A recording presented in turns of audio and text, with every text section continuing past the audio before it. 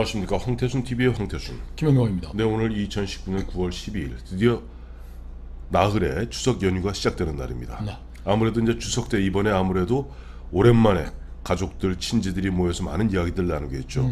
단연 1순위는 아마 조국, 그다음에 조국 부인 정경심 이 이야기들이 아마 주종을 이룰 것 같습니다. 그 제 주변에 이제 제 또래 이제 네. 뭐 주부들, 뭐 직장 여성들은 만나보면은 네. 참 애들한테 미안하다. 네. 그 얘기를 제일 많이 하더라고. 왜요? 아니 조국 부부는 저렇게 애들 뭐 스펙 관리, 대학 입학, 뭐 의전을 입학하는 길을 그냥 그 꽃길을 깔아줬는데 네. 애들 뭐 돈이 없어서 과외도 잘 못 시키고 네. 참 그런 끌탕 치는 얘기들을 많이 들었습니다. 네, 그렇죠. 마침 보니까 어제 보니까 조국 법무장관은 이례적으로 보면은 무슨 얘기를 했냐 하니까 임은정 검사를 비롯한 임은정 제가 찾아봤어요.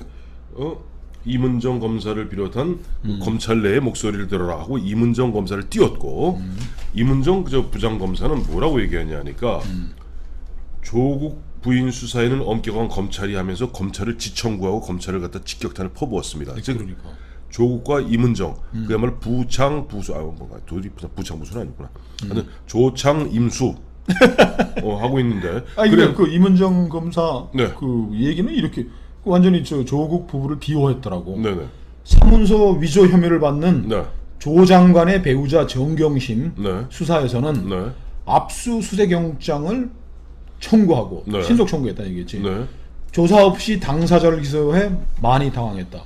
당황하셨어요, 임 검사님? 당황하셨어요. 근데 문제는 좀 이번에 두 사람 물론 최 씨하고 이 씨 어제 영장이 기각됐습니다. 네, 네. 근데 그 사람들이 사문서 위조로 지금 영장이 청구됐나요? 팩트가 틀려요. 그 사람들은 정경심은 뭐 많지 아직. 그러니까 지금 시작도 안 한 거죠. 임 부장 검사는 이런 식으로 팩트를 갖다 혼재해서 이야기하면 안 됩니다. 황태순 TV에서 늘 말씀드린 대로 제일 나쁜 거짓말이 뭐냐니까 98%의 팩트에다가 2%를 뒤틀어갖고 마치 가짜 뉴스를 만드는 것이 가장 큰 문제예요. 이번에 그 최 씨하고 이 씨 영장 기각된 그 사람들은 보면은 사문서 위조로 지금 영장이 청구됐던 것이 아닙니다. 배임 횡령. 배임 횡령입니다. 그렇죠. 사모펀드와 관련된 것이고 그렇죠. 사모펀드죠. 정경심 여사가 앞으로 보면은 넘어가야 될 그 거대한 그들의 늑대 소굴은 어디냐니까 그 임은정 부장검사 식으로 얘기하자면은 그 늑대 같은 그 입에 헐렁어품을 묶은 늑대 같은 검찰의 숲을 통과하자면 사문서 위조는 저희 늘 얘기했잖아요. 이거는 진짜 그 끄트머리 중에 끄트머리고 100개 중에 하나도 안 되는 100개 중에 하나도 안 되고 사모펀드입니다. 근데 예. 진짜 요즘 뿌듯하시겠어요. 왜요?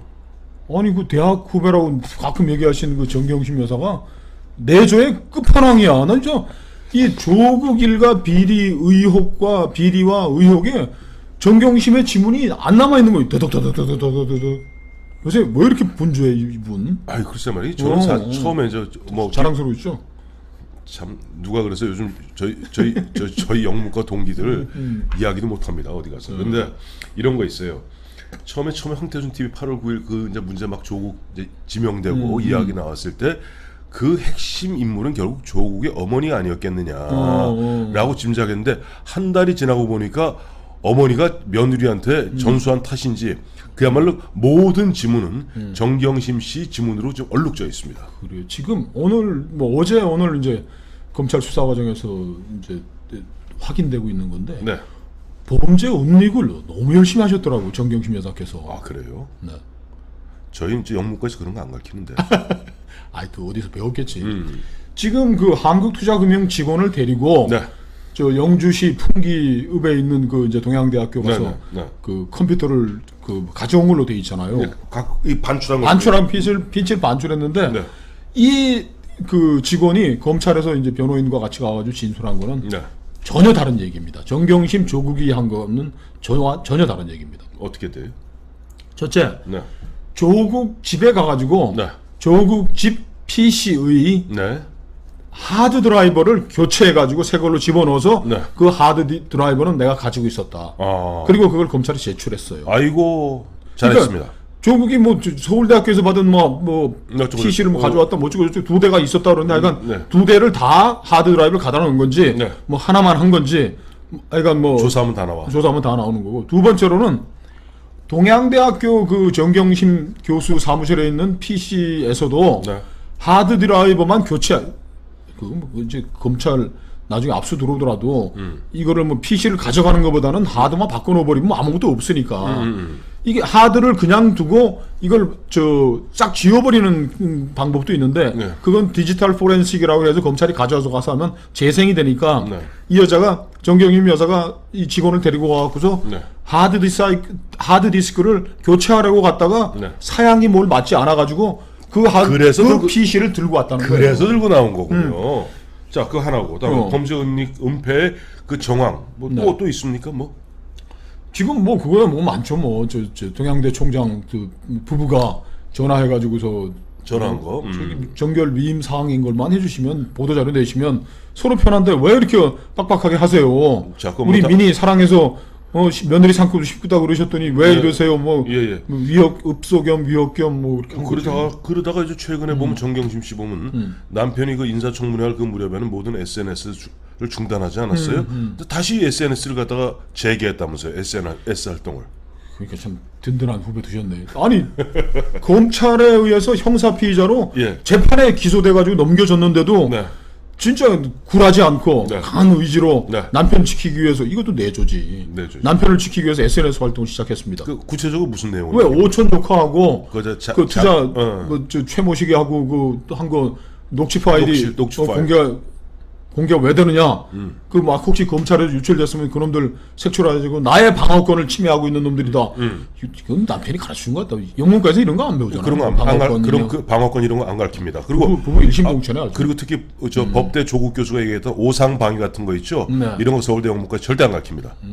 그런데 이런 식으로 이런 이 정경심 교수, 정경심 씨의 행태를 갖고 우리는 흔히 얘기해서 사자성어 요즘 유행하죠. 그걸 적반하장이라고 합니다. 도둑이 매를 든다는 거예요. 지금 보면 아까 얘기한 대로 피의자로서 이미 기소돼 있는 그래서 이제 재판을 앞두고 있는 중요 피의자가 그야말로 아니 법무장관의 부인이라는 위세를 갖다가 악용하여 남편을 지키기 위한 알뜰한 내조죠. 이것도 SNS 활동도. 그러면서 보면은 왜 그것이 흘러나갔냐고 아우성치는데 마침 생각해 보니까 이번에 민주당 의원들 기억 안 나세요? 이번에 검찰이 뭐 흘렸다고 박지원까지 나서 생쇼를 했잖아요. 무소속 박지원까지 나서 생쇼를 하면서 이거 검찰에서 흘린 거 아니냐 표창장 칼라. 쥐들이 해놓고. 근데 알고 봤더니 검찰이 갖고 있는 흑백이거든. 이런. 자, 그리고 이제 내조는 이제 범죄 혐의를 은닉 은폐 증거 인멸하려는 그런 집요한 노력. 집요한 노력이 아주 치밀하고 집요. 예. 두 번째 SNS 활동은 남편을 방어하고. 세 번째는 알뜰한 이제. 알뜰한 이제. 이 지금 그 뭐 운동하고 그거 빼놓고 전 재수 그 뭐 부동산 뭐 사고 팔고 한 거 빼놓고 지금 그 PC 동양대까지 가가지고서 훔쳐가지고 몰래 숨기려고 하드 드라이버 교체하려도 안 되니까 PC까지 가져온 그 직원 얘기에 하면 네. 한국투자금융에서 관리한 게 조국 일가의 재산이 13억이래요. 네, 한투에서. 이거 뭐 이분이 근데 조국과 이 정경심 씨는 지금까지 네. 우리는 뭐 잘 몰랐다. 그냥 부동산 주식 처분하고 남은 돈이 있어서 네. 뭐 누가 얘기를 하길래 뭐 블라인드 투자다 그런다. 투자 어디다 하는지도 모르겠어 했다 그러는데 이 한국투자금융 직원이 검찰에서 진술한 바에 의하면 네. 정경심 씨가 네. 이 사모펀드에 대해서도 얘기를 했고 네. 투자하는 회사 그 전멸기 신호등 그거에 대해서도 세 번이나 물어봐 가지고 내가 그 양반이 당연하지. 한국투자금융은 이거 큰데요. 큰 데고 양지에서 투명하게 운영하는 데 하는 사모펀드가 아닙니다. 사모펀드는 위험하니까 조심하셔야 된다고 자기가 충고를 했다는 거예요. 그 네. 과정에서 네. 조국도 만났다. 네. 그러니까 이분이 정경심 여사가 하지 뭐 남편 뭐 범죄 은닉해야지 이 와중에 뭐 또 재산 관리하지 남편 SNS 면서 싸우지 진짜 여전사. 마침 제가 어제 오후에 어제 저녁에 그 사회 후배 중에 하나가 보니까 이제 그 벤처 기업을 하는 친구가 있습니다. 근데 그 친구 얘기를 만나 깜짝 놀랐어요. 저희 뭐 그런 거 잘 몰랐는데 이야기가 픽 웃으면서 이런 얘기하더라고. 이번에 보면 무슨 뭐 사모펀드 뭐 코링크 프라이빗 에코티 거기에 뭐 10억 얼마를 넣고 15천만 원 넣고 약정은 뭐 74억인가를 했다 그러잖아요. 그 친구 김 사장인데 김 사장이 그거 아마 검찰에서도 알고 있을 겁니다. 무슨 얘기냐 그랬더니 저희 같이 이 벤처 하는 사람 다 압니다. 기본적으로 벤처는 8배, 8배를 약정 안 하면 돈을 그러니까 벤처라는 자체가 그야말로 위험을 무릅쓰고 가는 거 아니에요. 그렇죠. 그 위험을 무릅쓰는 그 대가로 8배를 약정하지 않으면 안 되고 특히 그쪽 이쪽 사모펀드에서 필요했던 것은 조국 일가의 돈이 아니라는 거예요. 조국 민정수석의 이름이 필요했다는 거예요. 명의도용. 명의도용. 그러니까 명의도용은 명의대여비. 명의대여비로 그러니까 이렇다는 겁니다. 뭐 이건 뭐 저기 검찰 그 수사관님들이나 검사님들 혹시 뭐 이것 하나의 뭐 팁이 될지 모르니까 한번 들어보세요. 예를 들어서 80억 약정을 해놓고 74억 약정해놓고 일단 모양새를 갖춰서 10억을 갖다가 땡겨놓고 이것을 아마 미루어 짐작하는데 바로 돌려줬을 것이다. 그것도 그냥 돌려주면은 누가 바보예요? 지금 20억 뭐 사라졌다는 얘기 있지 않습니까? 20억 사라졌다는 얘기, 검은 돈 뭐 53억 돌아왔다는 얘기. 예. 그냥 시커멓게 일부러 막 흙탕물을 막 펴놓은 거야. 연막을 검은 돈이 왔다 갔다 연막을 했었으니까. 펴면서 아니 그 친구 이야기 이건 뭐 앞으로 검찰에서 수사할 그럼요. 부분이지만 검찰 수사할 그 부분이죠. 20억을 갖다가 10억을 갖다 일단 넣었다가 그 다음에 잠시 후에 거기에 이른바 명의 대여비를 넣어서 킥백. 20억을 킥백해서 20억을 돌려주고 나머지 74억을 갖다가 기준점으로 해서 나중에 보면 뭐 전멸기, 배당이라든지. 그다음에 와이파이니 이런 거 들어갔을 때는 그 배당을 계속 앞으로 하면 그것이 100억이 넘을 수 있고 200억이 넘을 수 있는 그런 구조다. 그리고 이것은 자기들 같은 그런 데서는 흔히 하는 수법이다 이 얘기하더라고요. 그래도 그건 뭐 김 사장 일방적인 이야기니까. 아, 그러니까 검찰이 뭐 수사하면 한번 다 나오는 나오죠. 얘기니까. 예, 예. 네. 뭐 내조의 끝판왕 여왕께서 뭐 재산 관리도 그렇게 하더라고요. 또 지금 보면 자 범죄은닉 그다음에 SNS 그다음에 알뜰살뜰 이악스러운 이재 이악스러운 이재 또 뭐가 있을까요? 뭐 하나는 뭐 알뜰살뜰한 정말 아들 딸 스펙 쌓기 스펙 관리죠. 예, 요 얘기는 짧게 했으면 좋겠어요. 왜냐하니까 이 이야기하면은 우리 저 추석 명절날 우리 젊은이들 또 열받습니다. 근데 어떤 분들이 마지막 의문은 이런 걸 하시더라고. 뭐요? 아니 하여튼 부산 의전원까지 네네. 참 잘 관리해서 알뜰살뜰 잘 관리해서 갔는데 네. 걔 학점 1점면 맞는 그 조양이 네. 어떻게 대한민국 국가 의사고시를 통과할 것이냐. 네. 아마 정경심 씨는 그 답도 확보해 주지 않았을까 그러더라고. 어떻게 통과하죠 그걸? 네, 통과 못하죠. 암만 그래도 대한민국 보건복지부에서 주관하고 뭐 대한 그러니까. 의사시험과 아무나 되는 거 아니에요. 그런데 그거는 그 조 모양의 그동안 SNS 질에 그 답이 숨어 있습니다. 그거 모르시죠? 캐치미 if you can 보면 Catch me if you can. 그거 뭐 나잡아라. 로 시험을 통과하잖아요. 그래 그 네. 친구가. 근데 그거는 조 모양은 안 돼요. 그럼 어떻게 통과를 해요? 통과하는 게 아니라 조 모양의 그 SNS상 그 자기의 꿈은 의사가 되는 꿈이 아닙니다. 의전원 갔는데 의사 꿈이 아니라 못하니까. 세계 국제기구. 그러면 WHO 같은 데겠죠. WHO 같은 데는 의전원 나왔으면 예를 들어 의사고시는 통과하지 못하더라도 어떤 보면 의료 정책, 의료 행정 분야는 갈 수가 있겠네. 갖고 있잖아요. 그래서 영어는 좀 하니까 미국에서 살아서 그래서 WHO 같은데 들어가서 전 세계를 돌아다니면서 또 키 크고 잘생기고 예쁘잖아요. 자기 소개서 이렇게 쓰겠지. 의사라는 개인적인 뭐 꿈을 이루기보다는 세계에 번져 있는 가난과 기아, 질병으로부터 세계의 불쌍한 아이들을 구하기 위해서 나는 의사의 꿈을 던지고.